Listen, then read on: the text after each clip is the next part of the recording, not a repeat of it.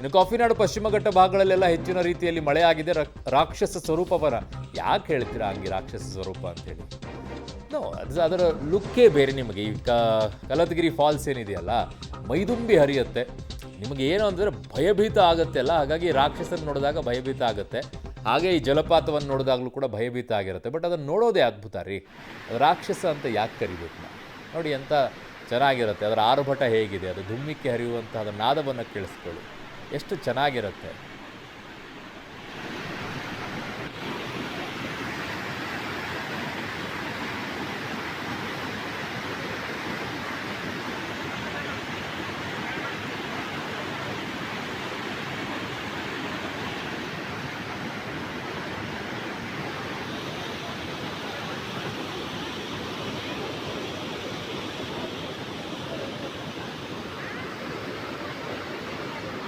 ಈಗೇನೂ ಇಲ್ಲ ಅದು ಆ್ಯಕ್ಚುಲಿ. ಅಲ್ಲಿ ನಿಮಗೆ ದೇವಸ್ಥಾನ ಕಾಣ್ತಾ ಇದೆ, ನಡುವೆ ಕೆಂಪು ಕಾಣಿಸ್ತಾ ಇದೆಯಲ್ಲ, ಕೇಸರಿ ಬಣ್ಣದೆಲ್ಲ ಹಾಕಿದಾರಲ್ಲ, ಅದು ಕೂಡ ಕಾಣಿಸಲ್ಲ ರೀ.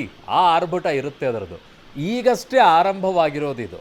ಅದು ಯಾವುದು ಕಾಣಿಸಲ್ಲ. ಆ ಕಲ್ಲಿನ ಮೇಲಿಂದ ಧುಮ್ಮಿಕ್ಕೆ ಬರುತ್ತೆ ಅಲ್ಲ, ಅದರ ಆರ್ಭಟ ನೋಡಬೇಕು ಅವಾಗ. ಅಬ್ಬಬ್ಬಬ್ಬಬ್ಬ, ನೋಡಿದ್ದೀವಿ ಅದರ ದೃಶ್ಯಾವಳಿಗಳನ್ನು ಹೇಗಿರುತ್ತೆ ಅಂತ ಹೇಳಿ.